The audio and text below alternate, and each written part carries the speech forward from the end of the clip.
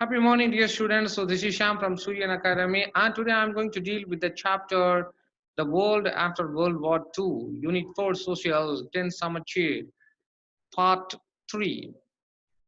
So students, இன்னைக்கு நாம The World After World War II அப்படிங்கிற Social Unit 4 chapter அதுல இருந்து Unit 3 யூனிட் 4 அதுல இருக்கக்கூடிய பார்ட் 3 அப்படிங்கறது தான் நம்ம இன்னைக்கு பார்க்க போறோம். ஸோ பார்ட் 1 அண்ட் பார்ட் 2 நம்ம ஆல்ரெடி கம்ப்ளீட் பண்ணிட்டோம். அது பார்த்துட்டு நீங்க இங்க வந்தீங்கன்னா உங்களுக்கு ரொம்ப ஈஸியா இந்த ஸ்டோரி புரியும். So history is very important dear students. நம்ம part 1 and part 2 already complete பண்ணிட்டோம். அதை பார்த்துட்டு இது வந்தீங்கன்னா அதனுடைய கண்டினியூஷன்ஸ் உங்களுக்கு ப்ராப்பரா புரியும். இப்போ நம்ம பார்ட் 2 எங்க எண்ட் பண்ணோம் அப்படி பார்த்தீங்கன்னா த கியூபன் ரெவல்யூஷன், கியூபாவினுடைய ரெவல்யூஷன்ல வந்து நாம ஸ்டாப் பண்ணியிருந்தோம். அதாவது கியூபாவினுடைய புரட்சி அங்க நம்ம ஸ்டாப் பண்ணியிருந்தோம். இப்போ நம்ம இங்க எங்க இருந்து ஸ்டார்ட் பண்ண போறோம் அப்படி பாத்தீங்கன்னா கியூபா அவனுடைய மிசைல் கிரைசிஸ், அதாவது கியூபாவின் ஏவுகணை சிக்கல் அப்படிங்கிற தலைப்புல இருந்து நாம இன்னைக்கு ஆரம்பிக்க போறோம். So let's begin the chapter with the Cuban Missile Crisis. So in April 1961, while landing an army of Cuban exiles on the island of Bay of Pigs, the US bombed Cuban airfields with the objective of overthrowing Castro's regime. US warships surrounded Cuba. The Kennedy government had received intelligence that the USSR was secretly installing nuclear missiles in Cuba. Finally, the Soviet president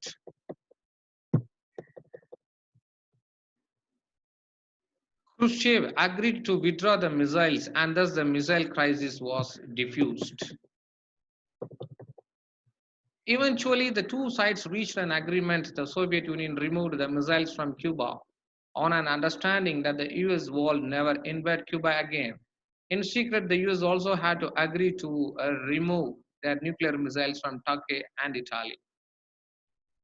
So, இப்போ பார்த்தீங்கன்னா கியூபாவில் இருந்து வெளியேற்றப்பட்டிருந்த மக்களை கொண்ட ஒரு படையை fix வளைகுடாவில் April 1961 இயக்கிய அதே வேளையில் காஸ்ட்ரோவின் ஆட்சியை முடிவுக்கு கொண்டு வரும் நோக்கோடு அதன் விமான தளங்களை அமெரிக்க ஐக்கிய நாடுகள் குண்டு வீசி தாக்கியது.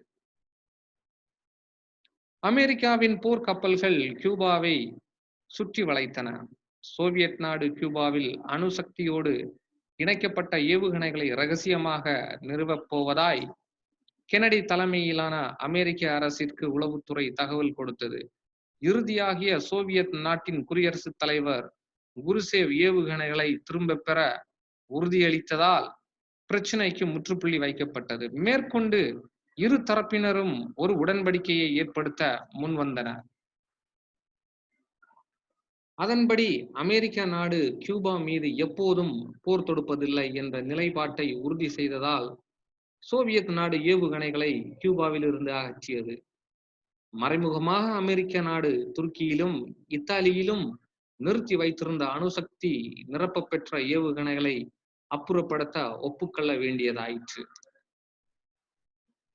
Arab and Israeli war. So now here we are going to begin the chapter for the Arab and Israeli war.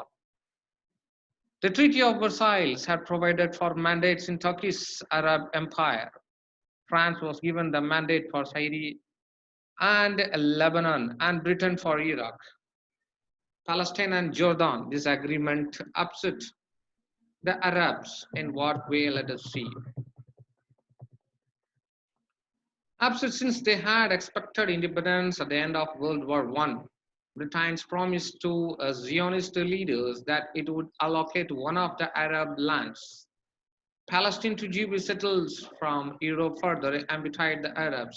There was growing Arab antagonism towards Zionist settlers as they brought land from rich Arabs and evicted the local peasants' family who had been cultivating it for centuries.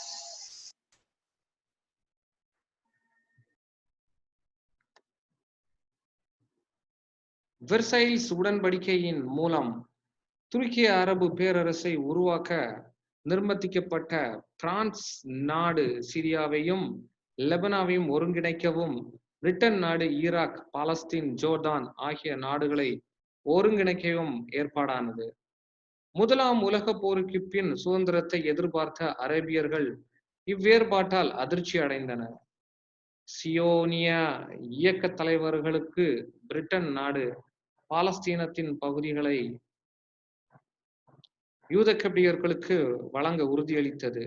யூதர்கள் அரேபியரின் எந்த ஒரு கிளர்ச்சியையும் பிரிட்டனுக்கு சேர்த்து ஒடுக்க உறுதியளித்தனர். வசதியாக அரேபியரிடம் நிலங்களை விலை பேசிக் கொண்டிருந்த யூதர்கள் அங்கே பல தலைமுறைகளாக வேளாண்மை செய்து வந்தவர்களை விரட்டி அடித்ததால் அரேபியர்களின் வெறுப்புணர்ச்சிக்கும் எதிர்ப்பும் மிகுந்தது.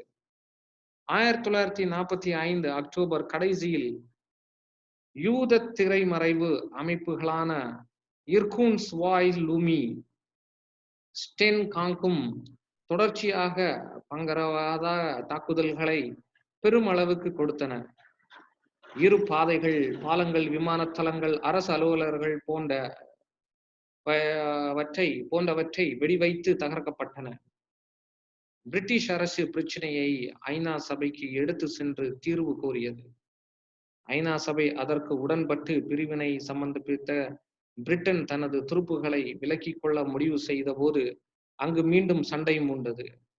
பிரிட்டிஷ் நாட்டின் யோசனையை வல்லரசுகள் ஆதரித்ததால் ஐநா சபையும் அதற்கு உடன்பட்டு பாலஸ்தீனத்தை யூத நாடாகவும் அரேபிய நாடாகவும் இரு பிரிவுகளாக பிரித்தது. இதனால் யூதர்களுக்கும் அரேபியர்களுக்கும் பாலஸ்தீனத்தில் உடனடியாக சண்டை மூண்டது. So it happened, there was the reasons that it happened between the Palestinians and the Jewish to be fight once again. The Zionist movement, let us see what the Zionist movement says. In Palestine, the ancient home of Jews, only a few thousand Jews were living in 1900. Some 15 million were scattered around Europe and North America. These Jews had been subjected to systematic persecution for centuries. But in the late 19th century, the persecution in Russia, France, and Germany was intense. Some Jews emigrated to Palestine, while many more went to the United States and Britain. In 1896, Theodor Herzl, a Viennese journalist, published a pamphlet called The Jewish State, in which he called for the creation of a Jewish national home. Next year, the World Zionist Organization was founded. So in this, it is explained that யூதர்களின் பூர்வீக பகுதியான பாலஸ்தீனத்தில் 1900 1000 யூதர்களே குடியிருந்தனர். இவ்வினத்தின் 15 million மக்கள் ஐரோப்பாவிலும் வடக்கு அமெரிக்காவிலும் பரவி கிடந்தனர். இந்த யூத இனம் திட்டமிட்டு கொடுமைப்படுத்தலுக்கு காலம் காலமாக உட்படுத்தப்பட்டு மிகுந்த கிராமத்திற்கு சிரமத்திற்கு உள்ளாகி இருந்தனர். 19ஆம் நூற்றாண்டின் பிற்பகுதியில் இத்தகைய கொடுமைகள் ரஷ்யாவிலும் பிரான்சிலும் ஜெர்மனியிலும் உச்சத்தை அடைந்தது. சில யூதர்கள் பாலஸ்தீனத்திற்கு சென்றபோது வேறு சிலர் அமெரிக்க ஐக்கிய நாட்டிற்கும் பிரிட்டனுக்கும் சென்றனர். வியன்னாவில் பத்திரிகையாளராக இருந்த தோடோர் ஹெர்சல் யூத நாடு என்ற பெயரில் 1896ஆம் ஆண்டு ஒரு துண்டு பிரசுரத்தை வெளியிட்டார். அதற்கு அடுத்த ஆண்டு உலக சியோனிய அமைப்பு உருவாக்கப்பட்டது.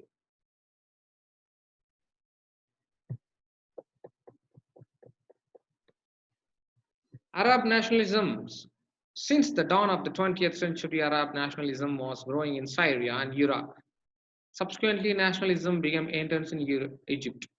In March 1945, the Arab League was formed in Cairo. Its founder members were Egypt, Iraq, Syria, Lebanon, Saudi Arabia, Jordan, and Yemen. 20ஆம் நூற்றாண்டின் துவக்கத்திலிருந்து சிரியாவிலும் ஈராக்கிலும் தேசிய உணர்வு வளர ஆரம்பித்தது. அதன் நீட்சியாக எகிப்திலும் தேசிய உணர்வு சுடர்விட்டு பரவியது.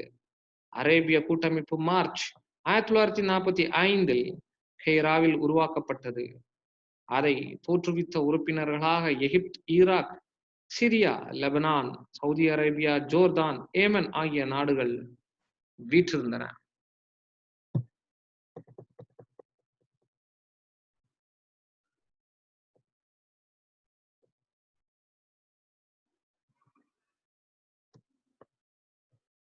So here is the continuation for the paragraph that given above. That is the Cuban Missile Crisis. So the Cuba Missile Crisis here that begins with at the end of the October 1945, the Jewish underground organizations like Irgun, Izvani, Al-Lumi, and the Stern Gang. So from here it continues in the next page. Is began to launch terror attacks on a large-scale railway bridges, airfields, and government offices were blown up. The British government presented the dispute to the UN for a decision.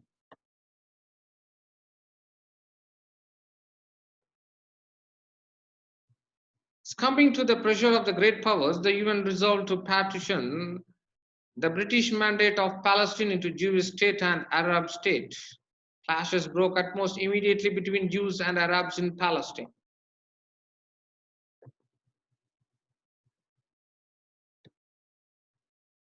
The Israelis won control of the main road to Jerusalem and successfully repulsed repeated Arab attacks.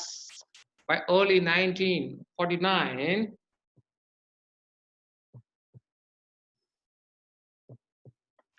the Israelis managed to occupy all of the Negev up to the former Egypt-Palestine frontier, except for the Gaza Strip. As a result of separate armistice agreements between Israel and each of the Arab states, a temporary frontier was fixed between Israel and its neighbor. In Israel, the war is remembered as its war of independence. In the Arab world, it is treated as the Nakba. As a large number of Arabs became refugees, Israel was admitted into the UN immediately, much against the wishes of Arabs. Israel was established as a powerful state to the assist Western interests, particularly the US, in return for arms and financial aids. இஸ்ரேல்கள் ஜெருசலேமுக்கு செல்லும் முக்கிய சாலையை கைப்பற்றிய பின் அதை மீட்க அரேபியர்கள் மேற்கொண்ட பல முயற்சிகளையும் வெற்றிகரமாக முறியடித்தனர். 1949 ஆண்டின் துவக்கத்தில் காசா முலை தவிர்த்து எகிப்து பாலஸ்தீன் எல்லை வரை நீண்ட நெகேவ் பகுதியை இஸ்ரேலர்கள் தங்கள் வசப்படுத்தினர். இஸ்ரேலுடன் அரபு நாடுகள் தனித்தனியாக 1947 பிப்ரவரி முதல் ஜூன் வரை ஏற்படுத்தி கொண்ட அமைதி உடன்படிக்கைகளின் கீழ் இஸ்ரேலுக்கும் அதன் பக்கத்து நாடுகளுக்கும் இடையே தற்காலிகமாக எல்லை நிர்ணயம் செய்யப்பட்டது. இஸ்ரேலை பொறுத்தவரை இக்காலகட்டத்தில் நிகழ்ந்த போர்கள் யாவும் அதன் சுதந்திர வேட்டையின் வெளிப்பாடாகவும் சுதந்திர போராட்டமாகவும் நினைவு கொள்ளப்பட்டது. அரேபியர்களை பொறுத்தமட்டில் பலரும் இப்போர்களினால் அகதிகளாக இடம்பெயர்க்க வேண்டியதாயிற்று. அது நக்பா என்ற கருதப்பட்டது. அரேபியர்களின் எதிர்ப்பை மீறி இஸ்ரேலுக்கு உடனடியாக ஐநா சபையின் உறுப்பினர் அந்தஸ்து வழங்கப்பட்டது. இதன் மூலம் அமெரிக்க ஐக்கிய நாடு போன்ற மேற்கத்திய சக்திகளுக்கு அவர்கள் வழங்கிய ஆயுதங்களும் நிதிக்கும் மாற்றாக விசுவாசத்தை வெளிப்படுத்தவே இஸ்ரேல் வலுவாக கட்டி எழுப்பப்பட்டது என்று உறுதியாகிறது. And the next Suez Canal crisis, 1956. In Egypt, in a COP in 1952, Colonel Nasser became its president. In 1956, he nationalized the Suez Canal, which undermined British interest. With the failure of diplomacy, Britain and France decided to use force. Israel saw this as an opportunity to open the Gulf of Aqaba to Israeli shipping and put a stop to Egyptian border raids. On 29th October, Israeli forces invaded Egypt. Britain used this opportunity to demand its troops be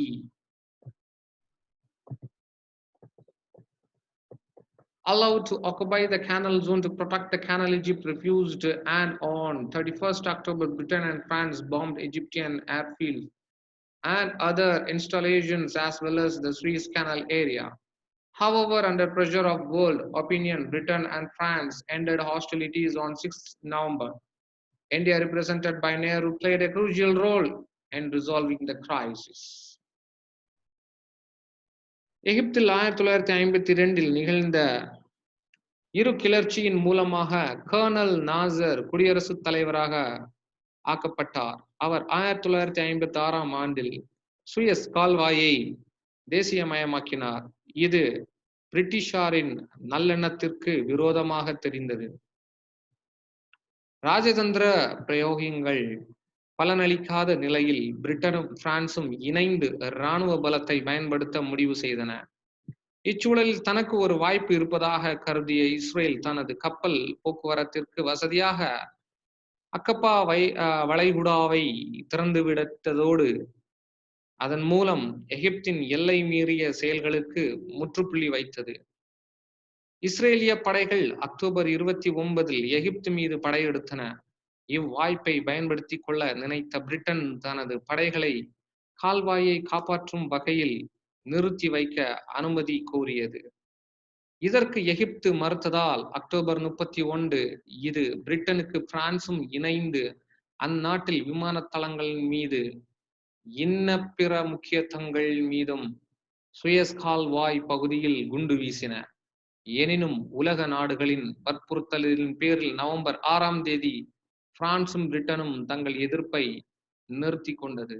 இந்தியாவை பிரதிநிதித்துவப்படுத்தி நேரு இப்பிரச்சனைக்கு முடிவு கட்ட சீரிய பங்காற்றினார்.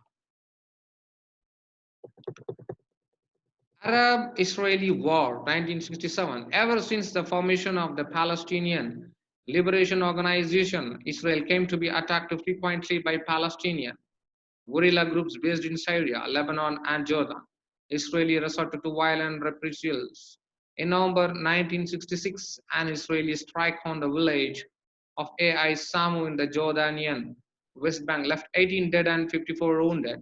Israel set battle with Syria in April 1967, ended in the shooting down 6 Syrian MiG fighter jets. பாலஸ்தீனிய விடுதலை அமைப்பு உருவானது முதல் Syria, Lebanon, Jordan ஆகிய நாடுகளில் பதுங்கியிருந்த பாலஸ்தீனிய கொரில்லா படைகள் இஸ்ரேலை தாக்கின. இஸ்ரேல் பதிலடி கொடுத்து வந்தது. ஜோர்டானின் மேற்கு பகுதி கரையில் அமைந்திருந்த அல்சமு என்ற கிராமத்தின் மீது நவம்பர் 1966 இஸ்ரேல் விமான தாக்குதல் நடத்தி 18 பேர் உயிரிழக்கவும் 54 பேர் காயங்கள் அடையும்படியும் செய்தது. சிரியாவுடன் ஏப்ரல் 1967 நடந்த வான்வெளி தாக்குதலில் 6 சிறிய மிக் ரக போர் விமானங்கள் சுட்டு வீழ்த்தப்பட்டன.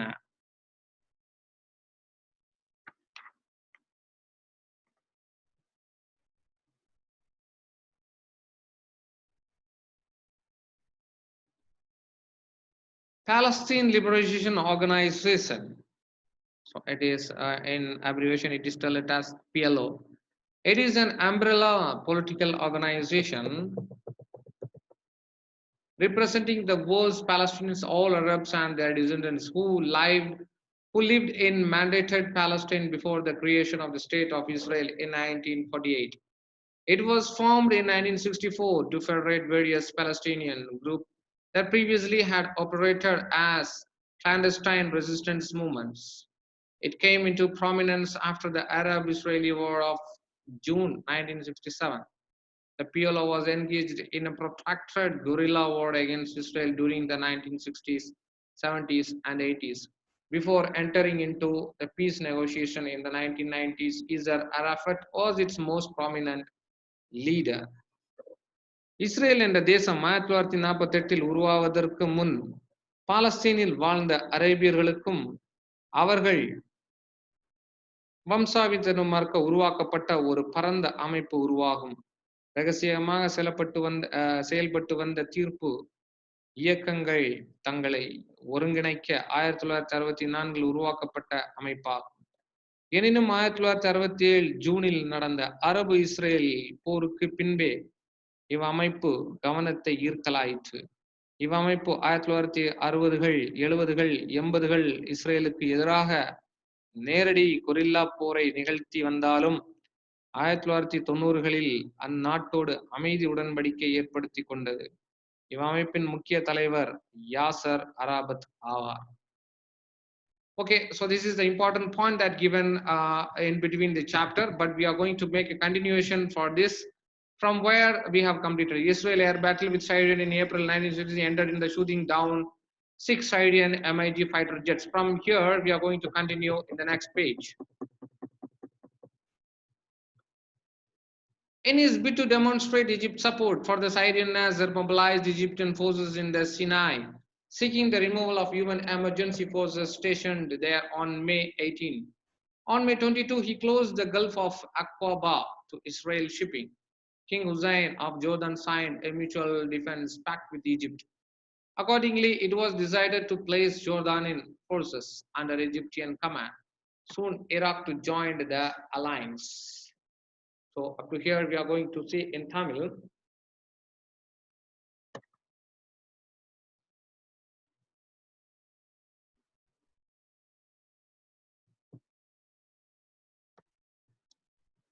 சபை அங்கு நிறுத்தி வைத்திருந்த படைகளை அப்புறப்படுத்த கோரினார்கள்.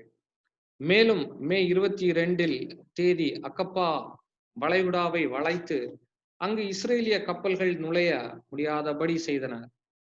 ஜோர்டானின் மன்னர் ஹுசைன் எகிப்தோடு பரஸ்பர இராணுவ ஒப்பந்தங்களை ஏற்படுத்தி கொண்டார். இதன்படி ஜோர்டானிய படைகள் எகிப்தின் கட்டளைகளுக்கு அடிப்பணிய சம்மதித்தன. சிறிது காலத்தில் ஈராக்கும் இக்கூட்டணியில் இணைந்தது. And now let us see how the Israel had offended it. So Israel's offensive.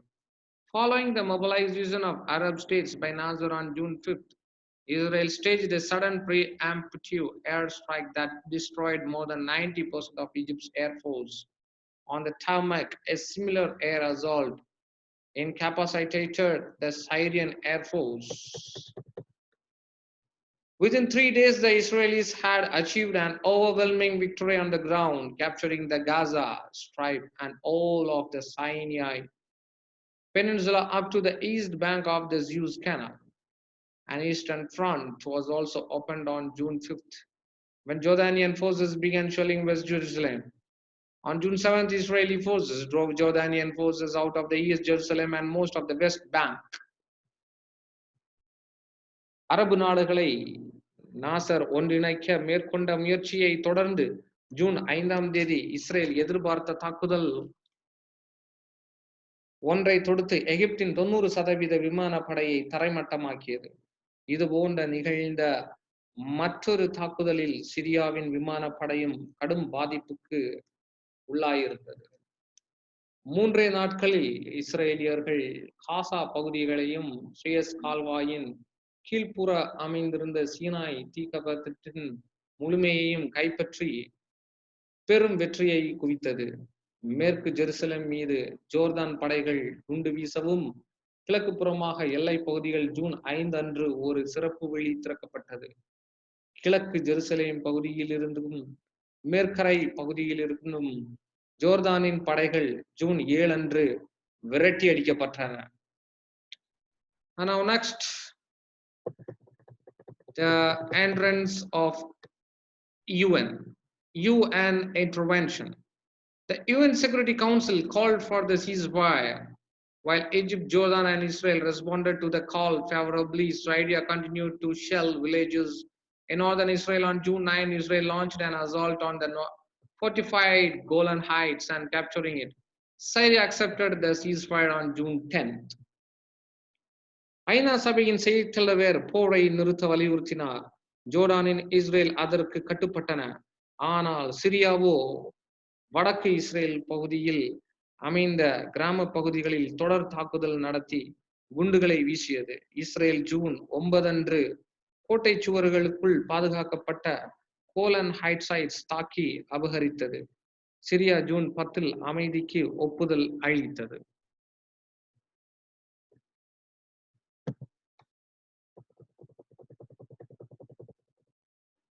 The Arab losses in the war were heavy. The defeat demoralized both the Arab public and the political elite. The Sixth Day War also marked the start of a new phase in the conflict between Israel and the Palestinians. The conflict created hundreds of thousands of refugees and brought more than 1 million Palestinians into occupied territories under the Israeli rule.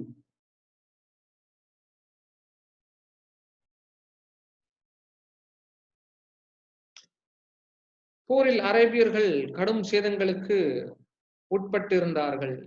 தோல்வி அரேபிய பொதுமக்களையும் அரசியல் உயர் மட்டத்தினையும் நம்பிக்கை இழக்கச் செய்திருந்தது. 6 நாட்கள் போர் இஸ்ரேலுக்கும் பாலஸ்தீனத்திற்கும் இடையே இருந்த மோதலில் ஒரு புதிய அத்தியாயத்தை துவக்கியது. இதனால் பல்லாயிரக்கணக்கில் உருவாக்கியிருந்த அகதிகளையும் 1 மில்லியன் பாலஸ்தீனர்களையும் இஸ்ரேல் ஆக்கிரமிப்பு பகுதிகளில் அதன் நேரடி ஆட்சிக்கு கொண்டு வந்தது. Arab-Israeli War 1973. Egypt and Syria under Presidents Anwar Sadat and Hafiz al-Assad respectively concluded a secret agreement in January 1973 to bring their armies under one command. Assad was keen on retrieving Golan Heights. However, that his country weapons were outdated. Sadat offered the Israelis a peace deal if they withdrew from Sinai. Israel rejected the offer. Egypt and Syria launched a sudden and surprise attack on the Yom Kippur religious holiday. Though Israel suffered heavy casualties, it finally pushed back the Arab forces. But this time, due to UN intervention, Israel was forced to return to its 1967 position. Arabs gained nothing out of the war too. By way of mediation, the US succeeded in asserting its hegemony over the region and its oil. Its strategy of encouraging hostility between states and peoples resulted in a series of wars. Civil war in Lebanon and the war between Iraq and Iran in the 1980s. Israel's invasion of Lebanon in 1982 and the US-led war against Iraq in 1991. தங்களின் படைகளை ஒரே கட்டுப்பாட்டுக்குள் கொண்டு வரும் நோக்கோடு எகிப்தின் அதிபர் அன்வர் சாதத்தும் சீரியாவின் அதிபர் ஹபீஸ் அல் அசாத்தும் ஜனவரி 1973 ஒரு இரகசிய ஒப்பந்தத்தை ஏற்படுத்திக் கொண்டனர். அசாத் ஹோலன் ஹைட்லைஸ் திரும்ப பெற்ற முனைந்த வேளையில் சாதத்தன் நாட்டின் ஆயுதங்கள் கலாவதியான நிலையில் இருப்பதை உணர்ந்து சினாய் மலையை விட்டு இஸ்ரேல் விலகினால் தாம் அமைதி உடன்படிக்கைக்கு தயாராய் இருப்பதாகவும் தெரிவித்தார். இதற்கு இஸ்ரேல் இணங்கவில்லை. ஆகவே எகிப்தும் சிரியாவும் யோம் கிப்பூர் சமய விடுமுறையன்று ஒரு எதிர்பாராத திடீர் தாக்குதலை இஸ்ரேல் மீது தொடுத்தனர். இத்தாக்குதலில் இஸ்ரேல் கடும் பின்னடைவை சந்தித்த போதும் அதனால் அரபு படைகளை புறந்தள்ள முடிந்தது. அதனால் இம்முறை ஐநாவின் தலையீடு இஸ்ரேலை 1967 ஆண்டுக்கு முந்தைய நிலைக்கு செல்ல வலியுறுத்துவதாக அமைந்தது. இப்போரினால் அரேபியர்களும் எந்த லாபமும் பெற முடியவில்லை. இப்பிரச்சனையில் நடுவராக செயல்படும் போர்வையில் அமெரிக்க ஐக்கிய நாடு தனது ஆதிக்கத்தை அரபு நாடுகள் மீது அங்கே அமையப்பெற்ற எண்ணெய் கிணறுகள் மீது நிறுவியது. நாடுகளுக்கிடையே எதிர்ப்புணர்வை வளர்த்தல் என்ற அதன் தந்திரத்தின் மூலமாக தொடர் போர்களையும் லெபனானில் உள்நாட்டு போரையும் 1980களில் ஈரானுக்கு ஈராக்கும் இடையே போரையும் 1982 இஸ்ரேல் லெபனான் மீது படையெடுக்கவும் 1991 அமெரிக்க ஐக்கிய நாடு ஈராக் மீது நேரடியாக போர் தொடுக்கவும் சந்தர்ப்பங்கள் உருவாயின. And now next we are entering into the Vietnam War. So it's a very important thing in the history, dear students. Let us see what's happened in the Vietnam War. By the end of Second World War, White Minh controlled the northern half of Vietnam. White Minh formed a government led by the Ho Chi Minh in Hanoi. This White Minh government quickly occupied the southern half of Vietnam. However, the Allied powers decided at Potsdam that the British in the south and the Chinese in the north should defend Indochina from the Japanese. But Ho Chi Minh had established his control very firmly, and so early in 1946, the British and Chinese troops had to withdraw, leaving the French and white men to confront each other. In March, the two governments reached an agreement by which North Vietnam was to be a free state within the Indochina Federation. But the new French constitution included all overseas colonies in French Union. So இப்போ இந்த வைட்னம் வார் ரொம்ப ரொம்ப முக்கியமானது நம்மளுடைய ஹிஸ்டரியில dear students, அதை கொஞ்சம் கவனமா பாருங்க. இரண்டாம் உலகப் போரின் முடிவில் வியட்நாமின் என்ற அமைப்பு வியட்நாமின் வடக்கு பாதியை தன் கட்டுப்பாட்டுக்குள் வைத்திருந்தது. வியட்மின் ஹியாசி மின் தலைமையில் ஹனோய் நகரில் உள்ள ஒரு அரசை உருவாக்கியது. இவ்வியட்மின் அரசு தென்பாதி வியட்நாமை வேகமாக ஆக்கிரமித்தது. எனினும் போட்ஸ்டாம் நகரில் கூடிய தேச நாடுகள் ஜப்பானிடமிருந்து மீட்கப்பட்ட இந்தோ சீன பகுதியின் தெற்கு பகுதியை பிரிட்டினிஷாரும் வடக்கு பகுதியை சீனாவுமாக பிரித்துக் கொள்வது என முடிவு செய்தன.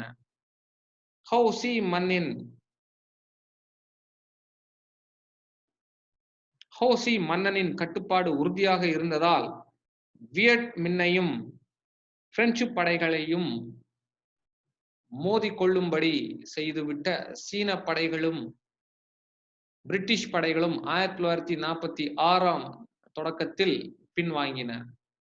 இரு அரசுகளும் ஏற்படுத்தி கொண்ட உடன்படிக்கையின் அடிப்படையில் வடக்கு வியட்நாம் ஒரு விடுதலை பெற்ற நாடாக இந்தோ சீன கூட்டாட்சியில் பங்கெடுப்பது என்று முடிவானது. ஆனால் புதிதாக பிரான்ஸ் கடைபிடித்த அரசியல் சாசனத்தில் அதன் காலனிய ஆதிக்கத்தில் இருந்து நாடுகளை ஒரு பொதுவான ஒருங்கிணைப்பின் கீழ் கொண்டு வந்திருந்தது. In 1949, the French attempted to secure the support of the population by declaring Vietnam, Laos, and Cambodia independent within the French Union, retaining only foreign affairs and defense under French control. Over the problem of Indochina soon became involved in the Cold War. China, Russia, and the East European countries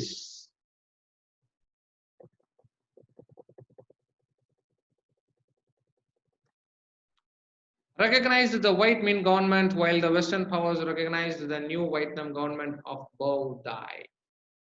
1949 மக்களின் ஆதரவை பெற்ற எண்ணிய French அரசு Vietnam, லோவாய்ஸ், Cambodia ஆகிய நாடுகளை ஒரு French கூட்டாட்சியினுள் கொண்டு வந்து அவற்றை சுதந்திர நாடாக அறிவித்து அந்நாடுகளின் வெளியுறவுத்துறைகளையும் இராணுவத்தின் கட்டுப்பாட்டுகளையும் வைத்துக் கொள்ளப்படுவதாய் கூறியது. எனினும் இந்தோ சீனாவின் பிரச்சினை பனிப்போர் சிக்கல் பகுதியாக மாறின. சீனா, ரஷ்யா, கிழக்கு ஐரோப்பிய நாடுகள் வியட்நாமின் அரசை ஆதரித்த போது மேற்கத்திய சக்திகள் பாவோடாய் தலைமையிலான புதிய வியட்நாம் அரசை அங்கீகரித்தன.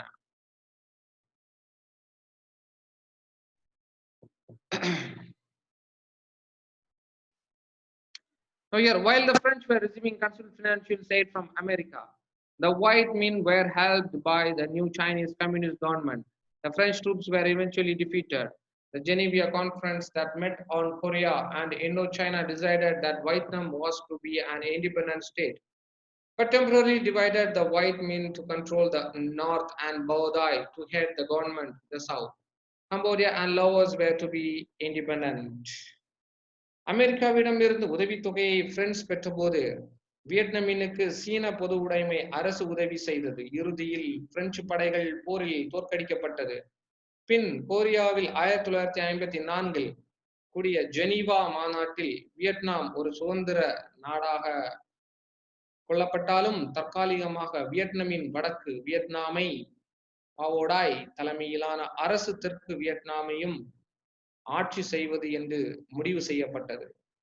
கம்போடியாவும் லாவோஸும் சுதந்திரம் பெற்ற நாடுகளானது. With a population of 16 million, North Vietnam became a communist state. With Ho Chi Minh as president, South Vietnam, approximately of the same size and population, was ruled by Ngo Dinh Diem. Diem refused to hold the elections to decide on a united Vietnam. The US initially supported the Dim regime as it hoped of establishing a strong non-communist government in South Vietnam as a bulwark against the spread of communism in Asia. However, by 1962, it was clear that Diem was incapable of controlling the situation. This led to the posting of more US armed forces in the area. Ho Chi Mannai குடியரசுத் தலைவராக ஏற்று 16 million என்ற அளவில் மக்கள் தொகை கொண்ட வடக்கு Vietnam ஒரு பொது உடைமையாக நாடாக மாறியது.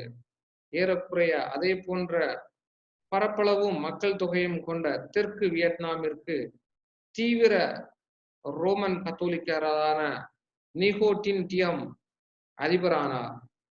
சர்வதிகாரியாக மாறிய நிகோட்டின் டியம் ஒருங்கிணைந்த வியட்நாம் உருவாக்க முன்னோட்டமாக கருதப்பட்ட தேர்தல்களை நடத்த மறுத்தார். ஆசியாவில் பொது உடைமை கொள்கை பரவுவதை தடுக்கவும் தெற்கு வியட்நாம் பொதுவை உடைமையை நாடாக மாறுவதை தடை செய்யவும் எண்ணிய அமெரிக்க ஐக்கிய நாடு துவக்கத்தில் நிகோ டின் டியமின் ஆட்சிக்கு ஆதரவாகவே செயல்பட்டது. ஆனால் 1962 போது டியம் நிலைமையை கட்டுப்பாட்டில் வைக்கும் ஆற்றல் அல்லாதவர் என்பது உறுதியானது. இதனால் இப்பகுதியில் அதிகமான ஆயுதங்களாகிய படைகளையும் நிறுத்த வேண்டியதாயிற்று. The government survival in South Vietnam depend on increasing amounts of US support. In 1965, Marines landed at Da Nang Naval Base, and there were 33,500 US troops in the country within a month. The number increased, and there were 210,000 by the end of year. I mean 210,000 by the year of year. The US bombed both North and South in the hope and that it could force the liberation forces to abandon the struggle. The fighters of North Vietnam, trained in guerrilla warfare, had thrown out of spontaneous struggles against the repressive regime. They sustained their resistance without bowing to the US. The American troops also used bacteriological weapons. Incendiary bombs such as napalm and Agent Orange were used. Vast areas of Vietnam were devastated and hundreds of thousands of people killed. The American forces too suffered heavy casualties. தென் வியட்நாமில் அரசின் நிலைமையை அமெரிக்க நாட்டின் பொருளாதாரம் மற்றும் பிற உதவிகளை சார்ந்தே அமைந்தது. அதன் டினாங் கப்பல் தளத்தில் 1965 வந்திறங்க துவங்கிய மாலுமிகளை சேர்ந்த ஒரே மாதத்தில் 35,000 துருப்புகள் என்ற அளவில் உயர்ந்தது. அவ்வாண்டின் கடைசியில்